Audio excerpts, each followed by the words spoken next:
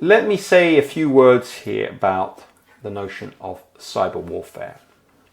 Because cyber warfare features very prominently in ideas of hybrid warfare. It has been, in a way, it predates the debate about hybrid operations. Cyber warfare has really come to the fore ever since the late 1990s, and now, to a large extent, been folded into the idea of hybrid operations. Cyber warfare suffers from being, just like hybrid operations, a rather imprecise catch-all term that is used to refer to a whole range of activities. These could involve, for instance, the hacking of control systems, resulting in death and destruction.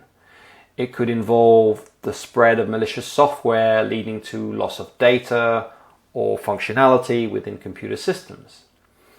It could involve the interception or eavesdropping of electronic communications. Or it could refer to internet-based propaganda, disinformation, and psychological operations.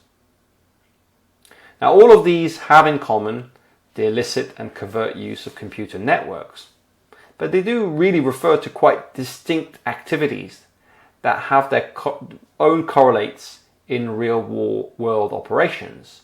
So one could speak of or describe these types of activities as either war, sabotage, espionage, or subversion. But typically we would think of these as being distinct.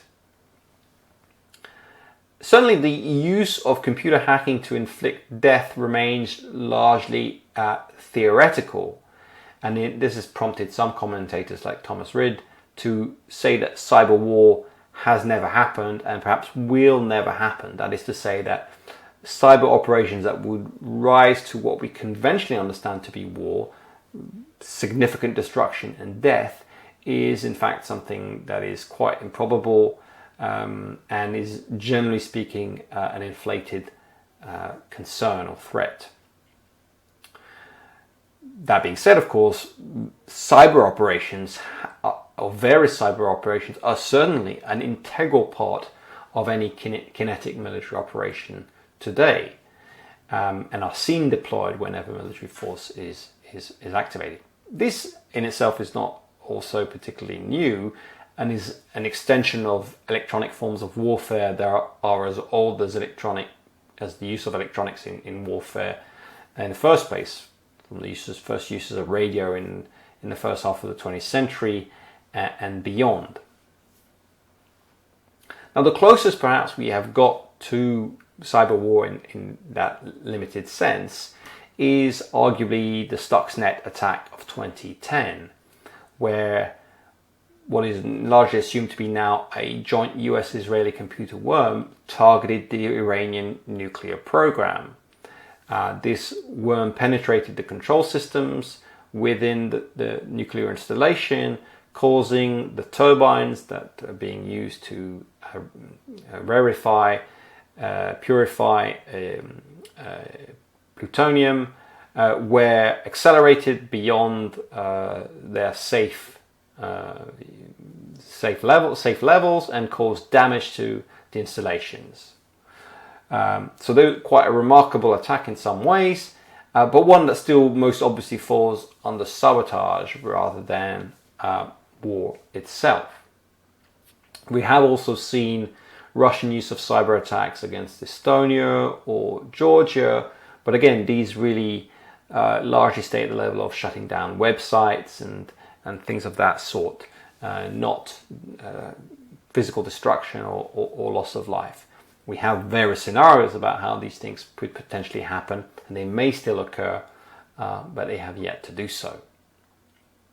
Cyber espionage, on the other hand, where the targeted at governmental or corporate actors, is a long-established practice, one which, of course, is largely obscured by secrecy, and so we only have a limited sense of what goes on, but we certainly know a fair amount.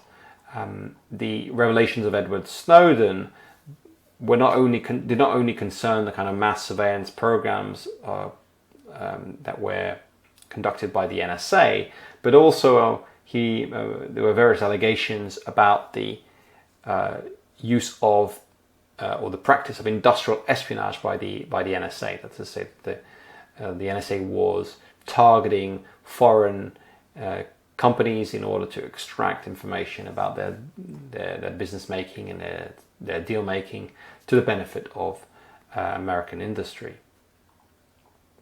The Chinese have been accused for quite some time of using cyber operations to hack governmental offices, or for the purposes of industrial espionage. Operations such as GhostNet and Operation Aurora exposed Chinese involvement in such operations. And of course, most recently, there have been very strong concerns expressed in the West over Huawei, and particularly its provision of 5G infrastructure or equipment. The concern being that this equipment would allow a backdoor into critical infrastructure in Western countries, basically allowing the Chinese to conduct espionage and so forth. As a consequence, this Huawei equipment has been at present banned from the US, the UK, Australia and Sweden, and probably other European states are likely to follow. The Russians, of course, have also engaged in industrial or governmental espionage. Very recently, just last year, at the end of last year, it was revealed that the Russians had perpetrated what was called the SolarWinds hack, involving the penetration of hundreds of US companies and government agencies, including the US Treasury, Departments of Commerce, of State, Energy, and Homeland Security. And that this had permitted hackers to monitor email communications of around 18,000 users. Of course, the Russians have denied this entirely, stating that Russia simply does not conduct offensive operations in the cyber domain. Again, a kind of a barefaced denial that is completely unbelievable. But as with hybrid warfare, of course, more generally, attribution in the cyber domain is very difficult and contested.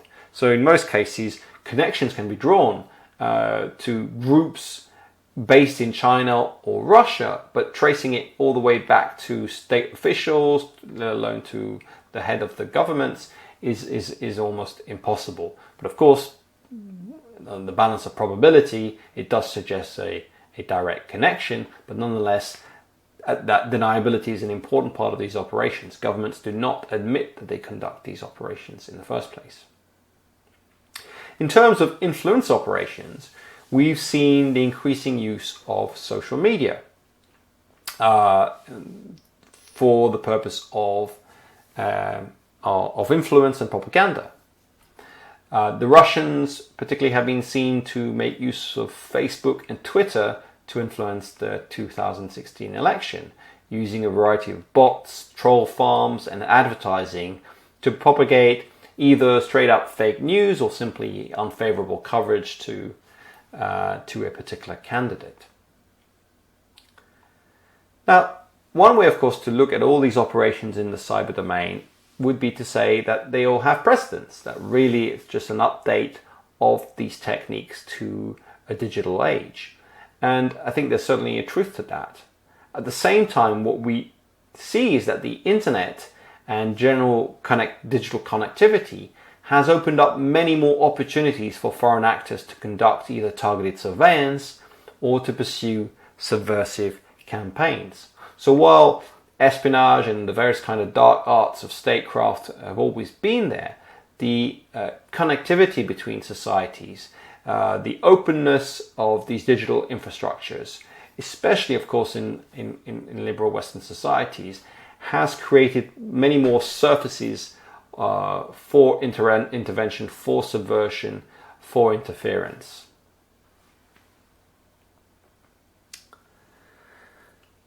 I mean, this leads us to the bigger discussion really about how to understand hybrid warfare and the claims around hybrid warfare. Whether to see in it a fundamental change in the character of conflict, as the book in the middle of this picture would suggest, a fundamental change, or a practice that might itself be as old as war itself.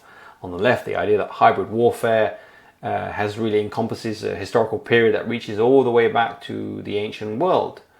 Or on the right, the idea that really we're looking at new labels for what are essentially old politics. Now, it's certainly true that from the perspective of some of the US's adversaries, and we already referenced this in the context of the Gary Zimov doctrine, it is the US that has long made use of a mixed combination of military and non-military means. So, if you listen to kind of Russian or Chinese critics or other critics of the West has advanced its interest, the US in particular has advanced its interest through, in the post-World War II period, the establishment of an economic system of Bretton Woods, the institutions of global governance. The US has manipulated the dollar as the world's reserve currency in order to advance its economic interests. It promoted in the 1980s against really many of the principles that had been embedded previously in the economic order, global economic order, advanced the notion of a Washington consensus, which involved deregulation and neoliberalization, again advancing American commercial interests in this way through the institutions of global governance. They might point to the regular use of economic sanctions, to the support or alleged support and sponsorship of coups and revolutions across the world, and projections of military force under the guise of humanitarian intervention. So from this perspective, really, the hybrid tactics are really the ones that have been advanced by the United States and the West before. Now, the accounts produced around these, no doubt, again, overstates the coherence and the agency of the US. Some of these theories, verge on the kind of conspiratorial. But in a sense, that's a mirror image of the risks involved in reading Russian and Chinese moves as part of a singular strategy. That this term of hybrid warfare invites a particular kind of way of thinking about a particular state's actions that is very vulnerable to seeing everything as being part of a grand master plan, so that everything that the US has ever done has all been in service of a single plan for global dominance, a covert form of war. The reality is, of course, likely to be much more complex, and the motivations more complex, the numbers of actors more complex, and the world more obdurate, more resistant to schemes and to plans than such theories tend to imply. And so the same thing applies to the ways in which the West views Russia and China. There is a risk in over-interpreting actions, in seeing a much greater homogeneity or uniformity of purpose in actions.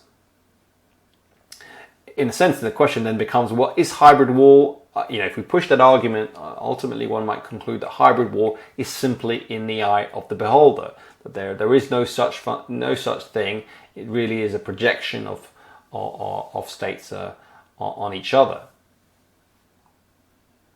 But on the other hand, I think that while war has always involved non-military means, it is possible to recognize today some specificities, some historical determinants in the contemporary moment. For one, I do think we have to think about the legacy of the Cold War and of nuclear weapons. Nuclear weapons really changed the game of global strategic competition in the aftermath of the Second World War. It became obvious to the Soviet Union and to the United States that conflict had to ultimately stay within certain bounds. That if you escalated conflict to its highest level, then you would have a apocalyptic nuclear exchange. And so throughout the Cold War, the Soviet Union and the United States learned to compete with one another, remaining below a certain threshold. In a way, they were already practicing this liminal warfare, where you try to stay within a particular threshold. And of course, the Cold War was also a time where institutions of what's sometimes referred to as a deep state, but of course kind of security agencies, the CIA, the KGB and so forth. All of these were profoundly institutionalized as part of a decade-long conflict with lots of murky covert operations being carried through. So we shouldn't be necessarily surprised that there would be a longer legacy, a longer tail of that approach in the post-Cold War period. In addition, when we think about the post-Cold War period, we have to be mindful that, of course, what emerges from the Cold War is a moment in the 1990s where the US appears utterly dominant. Not only the Cold War has ended, but in 1991, the Gulf War is a remarkable triumph for the United States. It seems to demonstrate the conventional superiority of the United States, its mastery of technology, and it becomes clear to observers that there is no chance of competing with the US directly on that front. And so it's not surprising that Russia or China might look then to counterbalance the United States in its conventional domain through asymmetric means. That there may be more creativity, more incentive within China or Russia or other adversaries for that matter in trying to devise alternative means to compete with the United States to counter what would otherwise be its utter dominance in the conventional realm. Finally, globalization and the diffusion of technology, including to non-state actors, is continually providing new opportunities and means to exert pressure on adversaries. The world is becoming a much closer, more integrated place, and as a consequence, this dense interconnection is opening up many different avenues for the use of coercion or subversion in a whole range of spaces in a way that perhaps was not possible before. Much debate, of course, in the West has become centered about how to counter hybrid warfare. NATO, in particular, confronted with what it sees as Russia's hybrid tactics, has felt itself to be poorly suited, poorly adapted to countering these measures. Central to NATO is Article 5. Article 5 of the Treaty of the North Atlantic Organization dictates that an attack on any member of the alliance calls for all other parties to the treaty to treat it as an attack against them. But of course, the issue is that Article 5 is really a kind of all or nothing clause, particularly in dealing with Russia. It means that if you declare all-out war against Russia, well, the gloves are off, and who knows what happens. And Russian incursions, Russian tactics have precisely been pitched at a level that means that NATO can't respond credibly with an invocation of Article 5. And so there's been a lot of thinking and scrambling around in terms of finding ways in which to respond to these threats, either in a defensive or offensive manner. And so a variety of countermeasures have been suggested. Some of these are about increasing institutional adaptability and the ability to respond faster to hybrid operations. So to get within that decision frame, to be able to respond to operations, to activities as they emerge. One other way would be to try and force the adversary out of the state of ambiguity that they seek to conceal, under which they seek to conceal their operations, to expose hybrid operations, to shine a light on them wherever they're happening, in order to shame perhaps the adversary, to court public opinion, to diffuse or to make it more perceptible and visible what these operations actually are. A third strategy might be to develop intermediate levels of mobilization and deterrence short of war. In other words, if Article 5 cannot be invoked, then perhaps there should be intermediate stages where NATO can ramp up the pressure on the on Russia, or at least threaten it, because that is part of it, deterrence. If it can convince Russia that there are things that NATO can do and will do in response to particular Russian actions, then Russia is less likely to engage in those. It may also, one of the countermeasures may involve the leveraging of non-military capabilities. So in a sense, to respond with the diversity of non-military means by also drawing on non-military capabilities and bringing them, integrating them into into defense and security thinking. Finally, one school of thought is to build up civil society resilience, whether through education, so to make societies more resistant and more clued up as to the use of fake news or influence operations or disinformation, or whether it's strengthening cyber infrastructure to be more resistant to cyber attacks and so forth. So where does all this leave us? Well, in one view, perhaps we are heading towards a ubiquitous weaponization of the world, where anything and everything can become a weapon, anything and everything become a target, where global entanglements have become so inextricable that any form of interdependence can be leveraged into a vulnerability to be exploited by a multiplicity of state and non-state actors in ever-shifting alliances. A world where even recognizing whether one is at war is a continuous anxiety, leaving the world in a perpetual state of crisis, in a never-ending condition of limbo, suspended between war and peace.